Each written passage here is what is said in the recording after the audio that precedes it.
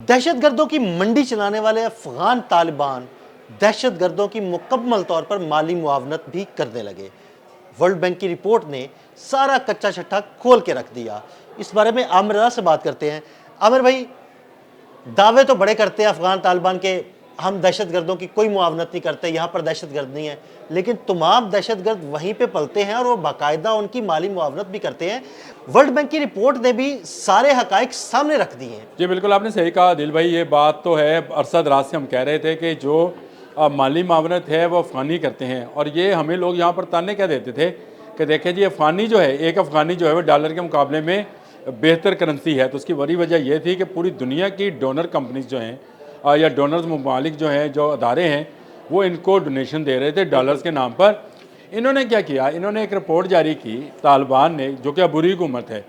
इसने कहा कि उन्होंने ये माली साल, जो कि अभी पूरा मुकम्मल भी नहीं हुआ, उसके पहले 7 माह में टोटल बजट का 49.9% यानी तकरीबन 50% सिक्योरिटी पे खर्च किया। सही। वर्ल्ड बैंक ने उस रिपोर्ट को लेकर, जिसमें उन्होंने 49.9% का दावा किया कि सिक्योरिटी पर खर्च किया, उन्होंने पूछ लिया कि आपने सिक्योरिटी पर क्या खर्च किया, क्या आपके पास कोई फ़ज़ाई फ़ौज है, कोई बहरी फ़ौज है, कोई बरी फ़ौज है जिसको आप चला रहे हैं। आपको पता है मुंतशर ग्रोहों और जत्थों पर मुश्तमल ये तालिबान है जो कि अबूरी सेटअप चला रहे हैं वहाँ पर। और ये सेटअप जो है, ये कहता है मैंने 50% बजट जो बाहर से डोनर कंपनीज या ममालिक ने दिया था वो मैंने सिक्योरिटी पर खर्च कर दिया।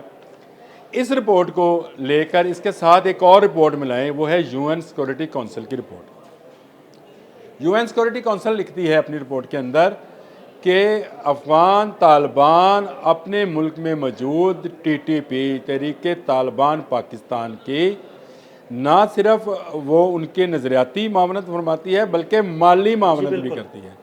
यानी एक तो उनको पनाह दी हुई है, फिर उनको माली मावनत फराहम करती है, असला फराहम कर। ये उस रिपोर्ट में है, जो यूएन सिक्योरिटी काउंसिल की रिपोर्ट है, कि ये अपने मुल्क में तालिबान जो हैं दहशतगर्दों को पालते हैं, पोसते हैं, ट्रेंड करते हैं, असला थमाते हैं और दूसरे मुल्कों के ख़िलाफ़ उसे बतौर हथियार इस्तेमाल करते हैं।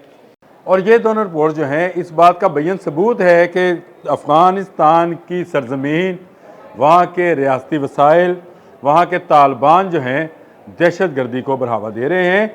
यही हमारा मुतालबा था। इनके साथ जो 3 मुज़ाकराती दौर हुए, हमने एक बात कही कि भाई आप अफ़गान सरजमीन को पाकिस्तान के ख़िलाफ़ इस्तेमाल नहीं होने देंगे, नहीं लिख के दिया।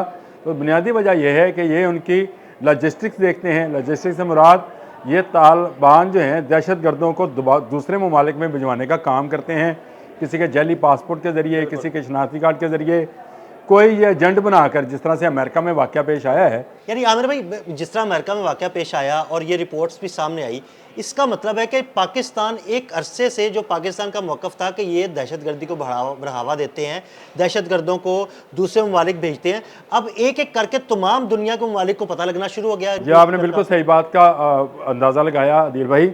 ना सिर्फ ये अंदाज़ा हुआ कि पाकिस्तान सच बोल रहा था, बल्कि अब ये आवाज़ें उठना शुरू हुई कि ये जिस मुल्क में है वहाँ पर ये फसाद फैलाते हैं, जराइम करते हैं। मैंने सुबह भी जब आपके साथ व्लॉग कर रहा था तो मैंने नाम लिए थे कि कौन सा मुल्क रह गया है बाकी जिसके साथ ये उस तरह की हरकत नहीं करते हैं। जो इन पर एहसान करता है ये उसको डसते हैं, जो इनको पालता है ये उसको मारते हैं। तो ये तालिबान जो हैं अपनी सरजमीन को पूरी दुनिया के लिए एक दहशतगर्दी का हब बनाकर बैठे हुए हैं।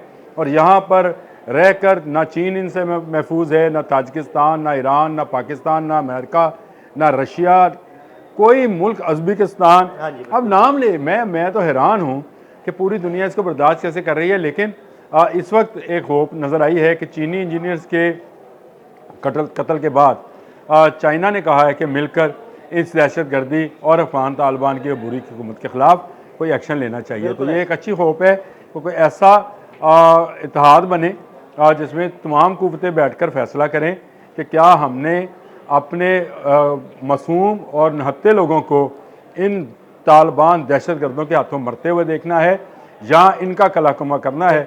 और अफ़गानिस्तान के वो मासूम लोग जो इस वक्त भूख से बिलख रहे हैं, जिनको दिखाकर ये डोनर से डॉलर्स लेते हैं, वो लोग जो इक़्तिसादी तौर पर कमज़ोर हैं, उनको मज़ीद कमज़ोर किया जा रहा है। ये भी वर्ल्ड बैंक की उसी रिपोर्ट के अंदर शामिल है कि इक़्तिसादी तौर पर यह सूरत हाल है कि अफ़गानिस्तान के कई इलाकों में कहत साली सा समा है।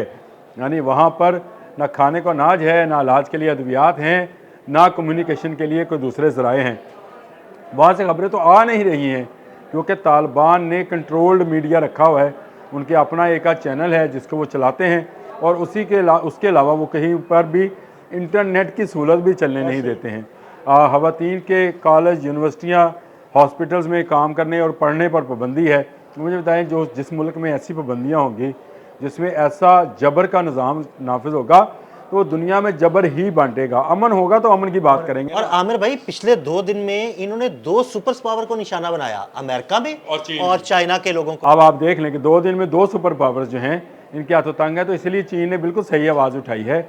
इससे पहले दूसरे ममालिक भी ये बात करते रहे, लेकिन सब पाकिस्तान के हम आवाज़ हैं। यानी अब दहशतगर्दी के खिलाफ या इन तालिबान की दहशतगर्दी के खिलाफ सुपर पावर्स को भी इकट्ठे होना पड़ेगा। हमने अदील भाई 40-42 साल इस दहशतगर्दी को भुगता है। बिल्कुल ऐसे ही। हमारे हज़ारों जवान जो हैं वो शहीद हुए, हमारे हज़ारों लाखों लोग इनके बेईमाना हमलों में, दहशतगर्दी के हमलों में अपनी जान से जा चुके हैं, जाँ बहक हो चुके हैं।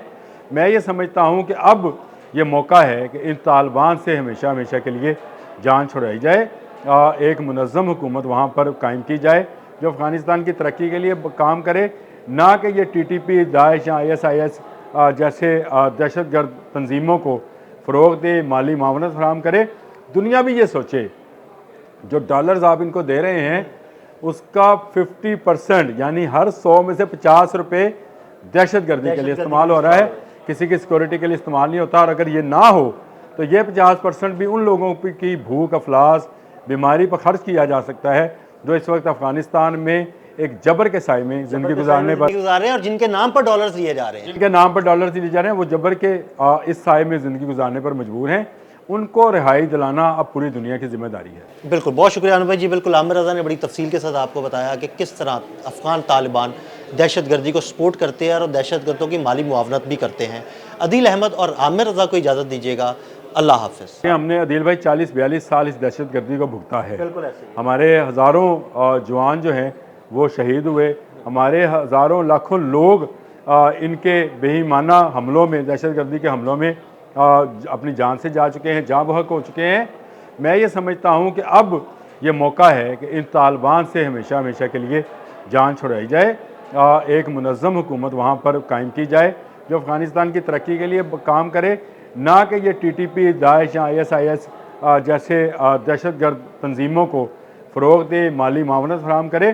दुनिया भी ये सोचे जो डॉलर्स आप इनको दे रहे हैं उसका 50% यानी हर 100 में से 50 रुपये दहशतगर्दी के लिए इस्तेमाल हो रहा है, किसी की सिक्योरिटी के लिए इस्तेमाल नहीं होता। और अगर ये ना हो तो ये 50% भी उन लोगों की भूख, अफलास, बीमारी पर खर्च किया जा सकता है जो इस वक्त अफ़गानिस्तान में एक जबर के साए में ज़िंदगी गुजारने पर गुजार रहे हैं और जिनके नाम पर डॉलर्स दिए जा रहे हैं।